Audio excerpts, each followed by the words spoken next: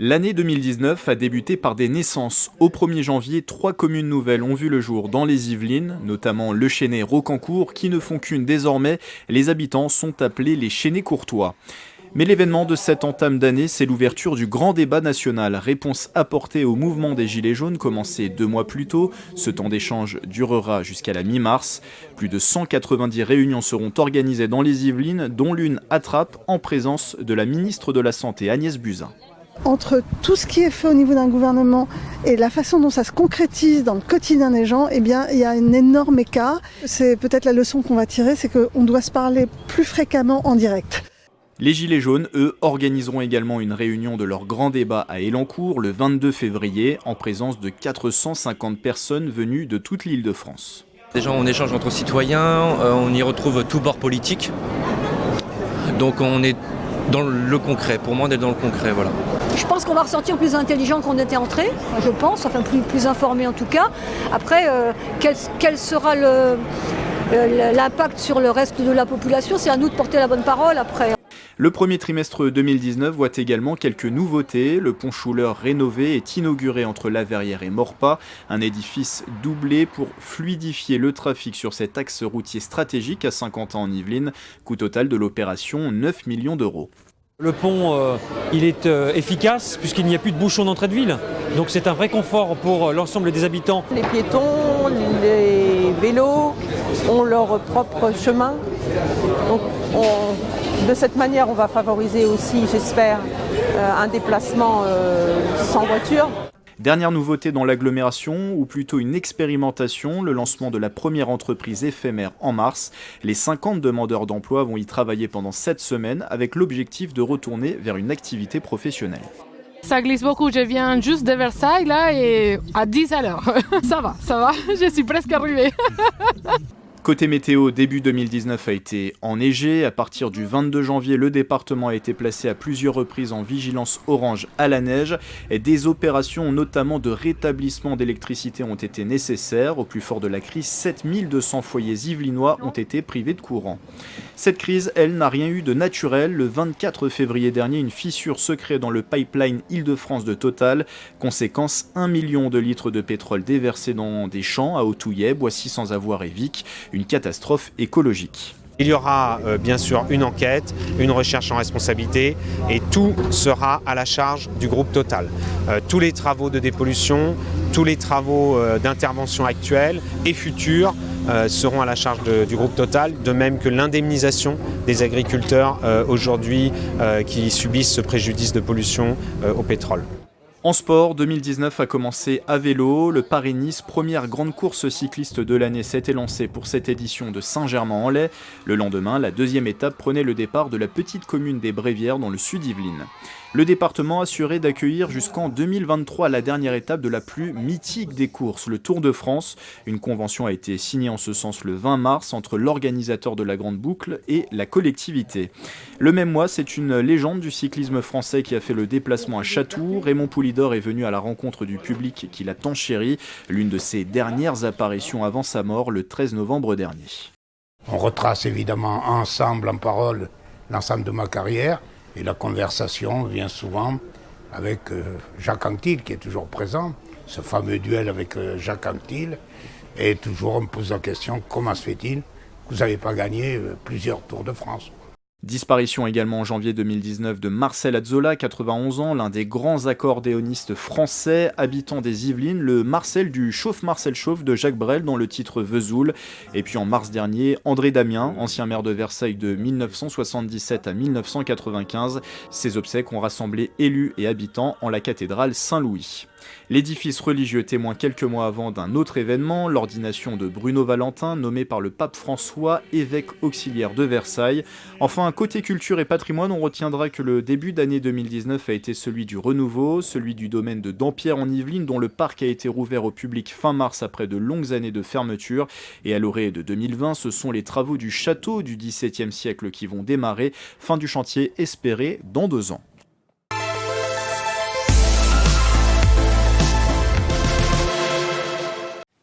Le mois d'avril a commencé avec un nouvel adhérent pour Activity. 50 ans en Yvelines, a rejoint l'agence d'insertion professionnelle.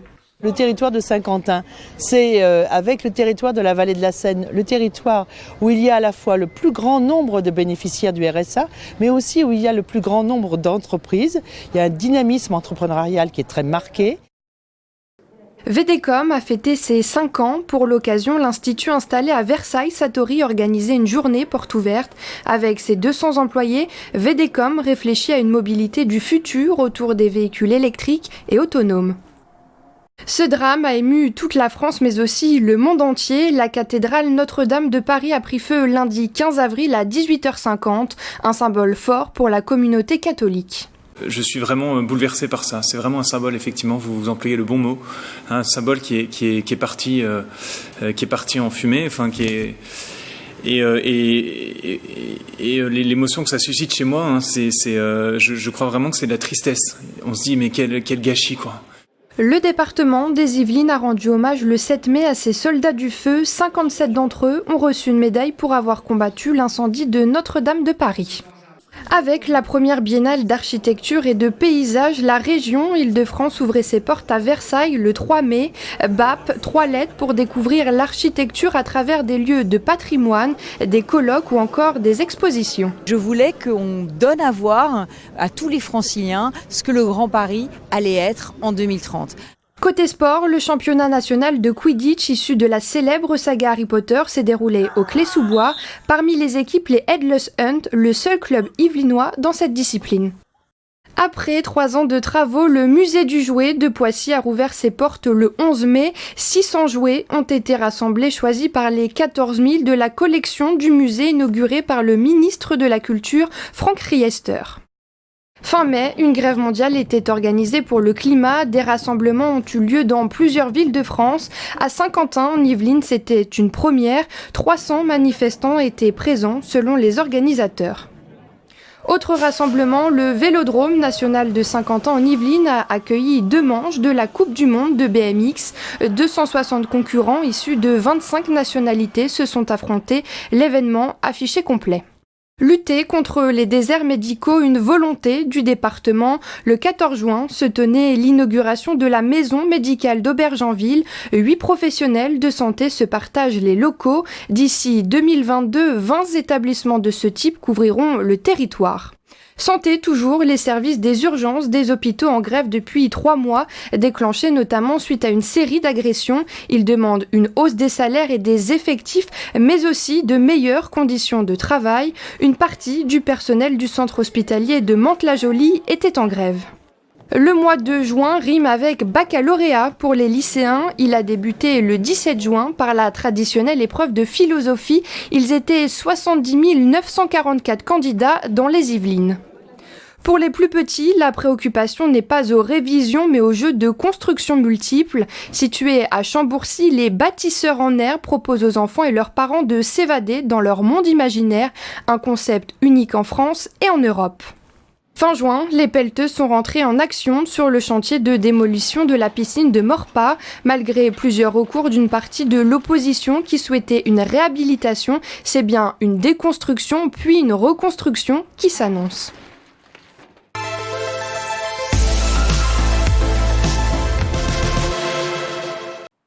Du changement au début du mois de juillet à la tête de la gendarmerie des Yvelines, une passation de commandement dans la cour de la préfecture du département.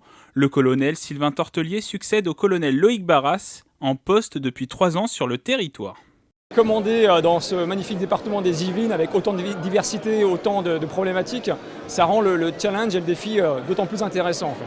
Du changement, ils n'en veulent pas, celui prévu pour réformer le baccalauréat et le cursus scolaire au lycée, un programme contesté et préparé par le gouvernement. Certains professeurs des Yvelines ont poursuivi leur mobilisation pour protester contre la réforme de cet examen, cela à travers une grève des corrections des copies dans les lycées du département. Autre corps de métier, autre mouvement social, les sapeurs-pompiers ont commencé une grève nationale intersyndicale au début de l'été. C'est le cas dans les casernes yvelinoises, plusieurs revendications, demande d'effectifs et de moyens supplémentaires et amélioration des conditions de travail. Durant la période estivale, les pompiers yvelinois ont été plusieurs fois sollicités, notamment sur l'incendie du SIAP à Achères. Le centre de traitement des eaux usées a été touché par un incendie le 3 juillet 2019. Un site classé Seveso, aucune victime humaine à déplorer et le feu a été rapidement maîtrisé. Néanmoins, conséquence directe, la Seine a connu un épisode de pollution. 3 tonnes de poissons morts ont été repêchés. Services de l'État, élus locaux, associations et riverains s'organisent autour de réunions pour lancer la résolution du problème. On gère directement les 6 premiers kilomètres qui sont à la sortie des rejets de la station d'épuration et on considère qu'il y a eu 99% de mortalité sur ces 6 kilomètres. Autre incendie, il s'est déclaré dans la soirée du 31 juillet 2019. Le toit des halles du marché de Morpas s'est embrasé. Un feu d'origine criminelle. Un temps installé au square de la Marche, les commerçants ont pu se réinstaller à côté de la structure Place Ribou au mois de septembre. Septembre sonne la rentrée des classes pour plus de 305 000 élèves yvelinois, la première rentrée scolaire pour le nouveau directeur académique Antoine Destré. Les nouveautés de ce début d'année scolaire, la mise en œuvre de la réforme du baccalauréat pour les élèves de première, avec notamment la fin des sections S, ES et L. Tous les lycées nous ont répondu vendredi, enfin même plus, c'était il y a plusieurs jours que voilà, les choses se passaient bien. Le gouvernement a aussi fait sa rentrée avec 7 priorités. La lutte contre les violences conjugales et les féminicides. Des mesures ont été prises. Un Grenelle de 3 mois a été lancé autour des associations et des services de l'État. Moi, ce que j'ai retenu de ce Grenelle, c'est prévention des violences conjugales, la prise en charge des victimes et finalement la sanction contre les auteurs. Le développement de la mobilité douce se poursuit à Saint-Quentin en Yvelines. La passerelle piéton-cycliste reliant Plaisir à Elancourt a été inaugurée. Une infrastructure permettant de passer au-dessus de la Nationale 12 et de longer la RD 30. Autre signe de ce développement, le lancement de Véligo dans l'agglomération. Ce service développé par Île-de-France Mobilité permet de louer des vélos électriques pour 40 € par mois. Le vélo dans le cœur des Yvelines. Le 28 juillet, les coureurs du Tour de France ont pris le départ de la dernière étape à Rambouillet. Le jeune Colombien Egan Bernal, maillot jaune sur le dos, a remporté cette édition à Paris. Ses supporters ont fait trembler les rues rambolitaines durant cette fin d'après-midi. L'émotion et la joie de toute une nation. Je suis très très heureux, c'est l'un des plus grands jours de ma vie. Autre émotion nationale, la tristesse de millions de Français suite au décès du 5e président de la 5e République de 1995 à 2007. Jacques Chirac s'est éteint le 26 septembre 2019 à l'âge de 86 ans. Un homme politique de droite, fondateur du RPR. Il a été notamment à l'origine de l'engagement en politique du président du département des Yvelines, Pierre Bédier. Je pense que je ne me serais sans doute pas engagé s'il n'avait pas été là. C'était une personnalité hors norme. Le 30 septembre a été décrété journée de deuil national, journée des obsèques de Jacques Chirac. Plusieurs hommages lui ont été rendus à travers le pays.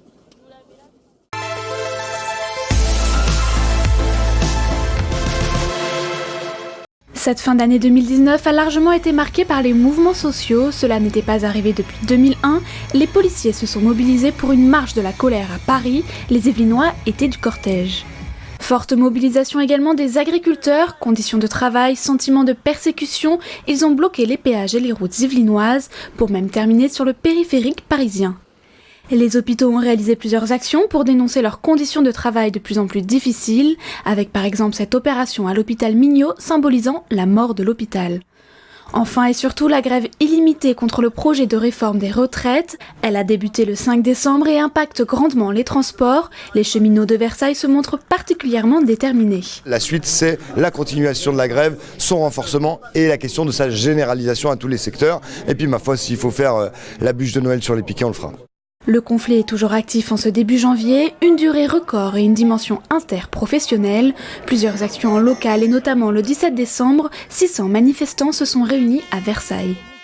Une réforme basée sur le rapport du haut-commissaire Jean-Paul Delevoye, il est justement venu en débattre et faire de la pédagogie à Vélizy. L'homme d'État a depuis démissionné de ses fonctions. Nicole Belloubet, garde des Sceaux, a rencontré les acteurs des quartiers de reconquête républicaine à Trappes. La ministre de l'Enseignement supérieur, Frédérique Vidal, s'est rendue auprès des étudiants de l'université Versailles-Saint-Quentin en Yvelines sous la thématique de la précarité étudiante. Édouard Philippe, le Premier ministre et sa ministre du Travail, Muriel Pénicaud, ont lancé l'application Mon compte formation à Guyancourt.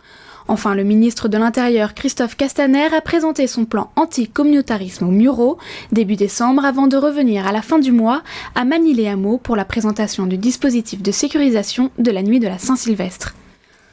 Mais l'événement qui a le plus concentré de ministres dans le département, c'est malheureusement l'incendie du chapiteau de Chanteloup-les-Vignes. Un incendie criminel sur un centre culturel inauguré seulement 1 an auparavant. Immédiatement, la décision a été prise de le reconstruire et pour cela, l'État et les collectivités locales ont assuré leur soutien financier. Et vous savez, quand on voit ça, on se dit mais ça va transformer durablement la vie des gamins. C'est-à-dire qu'il va plus rien ne se passer. Ça, c'est pas possible. Plus de 700 entreprises au Vélodrome national de Saint-Quentin en Yvelines. La 4e convention d'affaires Sky Business Day a permis 4000 rendez-vous entre acteurs de l'économie du territoire. Votée depuis 2017, la fusion des départements des Yvelines et des Hauts-de-Seine n'est pas encore effective, mais les travaux communs se multiplient. L'agence d'insertion yvelinoise Activity a élargi son champ d'action aux Hauts-de-Seine. Un portail internet commun aux 2 départements a été ouvert. On est plus fort à 2 que tout seul. Ce que nous voulons mettre en œuvre, aussi bien à travers la fusion qu'à travers les progrès que nous faisons administrativement, techniquement dans cette fusion, c'est l'inverse. C'est donc que c'est l'administration qui se met au service de l'usager, au service du citoyen. Le syndicat mixte Yvelines Numérique est devenu Seine et Yvelines Numérique. Les 2 présidents de département ont même été auditionnés sur ce projet de fusion à l'Assemblée nationale. Enfin, l'Université des mairies des Yvelines accueillait aussi les maires des Hauts-de-Seine pour la première fois. Le mercredi 16 octobre, 259 maires des Yvelines et 36 des Hauts-de-Seine se sont retrouvés à Port-Marly. Le mois de novembre a marqué un anniversaire, celui des 30 ans de la Convention internationale des droits de l'enfant. De nombreuses communes l'ont célébré par différents ateliers. Sur le camp militaire de Satory, le Quatuor à cordes de l'armée de terre a donné une série de représentations pour la première fois ouvertes au public.